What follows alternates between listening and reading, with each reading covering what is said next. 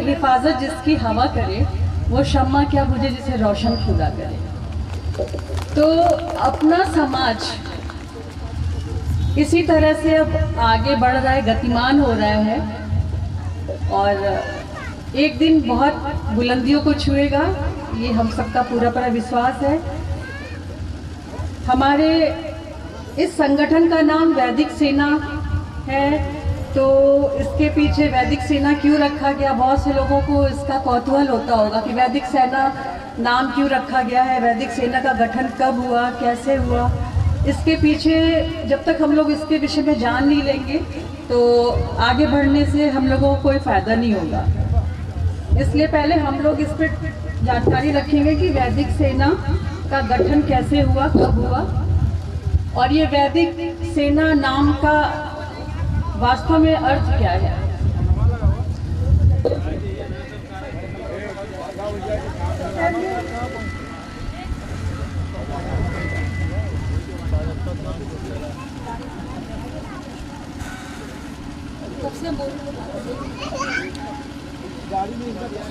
इसकी स्थापना कब हुई और ये विचार कैसे आया कि वैदिक सेना नाम से ये संगठन बनाया जाए।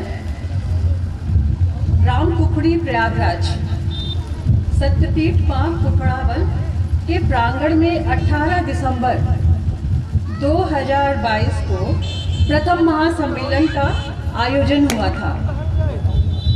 उसी समय से समाज के लिए कुछ कर गुजरने का जज्बा अपना बृहत्त रूप लेकर आज हम सबके सामने आया है। लेकिन ये समाज सेवा की भावना किसी एक दिन, 2 दिन या 1 साल, 2 साल से नहीं होती है, बल्कि सालों सालों के अथक परिश्रम से, मेहनत से, लगन से और एक निष्ठा से लोगों के बीच में जा के जागरूकता फैलाने, लोगों से संपर्क करने से, एक लंबी दूरी तय करने से, एक लंबा रास्ता तय करने से फिर ये एक आज हम सब यहाँ पर इकट्ठित हुए हैं। अटूट समाज सेवा का ही परिणाम है, लोगों से मिलने जुलने का, लोगों से एक संबंध बनाने का, लोगों के साथ उठने बैठने से, लोगों की भावनाओं को समझने से आज हम सभी तक यहाँ पर एकत्रित हो पाए हैं। मर्यादा पुरुषोत्तम श्री राम और श्री परशुराम जी के आशीर्वाद से 22 जनवरी को श्री रामलला के प्राण प्रतिष्ठा के शुभ पावन अवसर पर हमारे महान संत श्री बालगिरी जी महाराज जी और आदरणीय श्री अभिरामा जी आचार्य के आशीर्वाद से और उनकी प्रेरणा से 16 जनवरी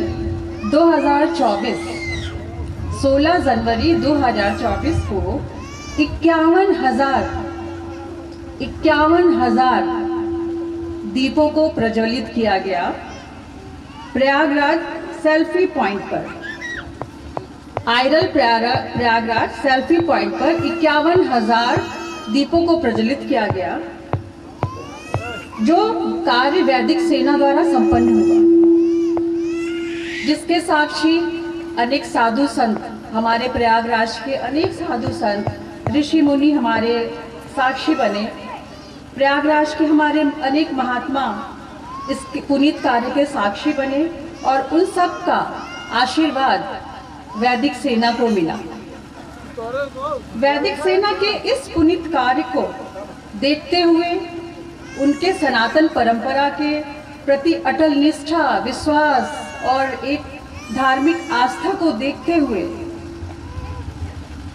एवं उमंग और अपनी सांस्कृतिक विरासत को आगे बढ़ाने की इस एक चाह को, लालसा को देखते हुए आदरणीय एवं सम्मानीय पूजनीय संत एवं बाघंबरी गद्दी के पीठाधीश्वर श्री बालगिरी जी महाराज जी एवं परम पूज्य श्री संत अभिरामा आचार्य जी ने वैदिक सेना को अपना आशीर्वाद दिया। इस तरह से वैदिक सेना का गठन हुआ।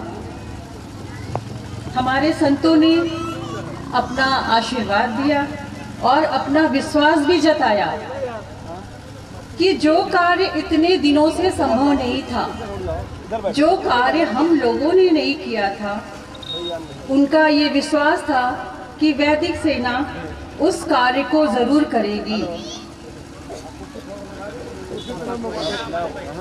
इस तरह से हमारे वैदिक सेना का गठन हुआ और उसका रिजल्ट है कि आज हम सब यहाँ पर एकत्रित हुए हैं।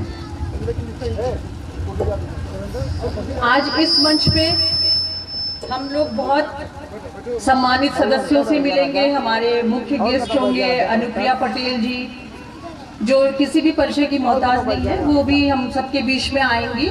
और हमारे महान पूजनीय संत श्री अभिरामा आचार्य जी भी हमारे बीच में कुछ ही क्षणों में पधारने वाले हैं। उनका भी हम सबको आशीर्वाद मिलेगा, दर्शन करने का सौभाग्य मिलेगा।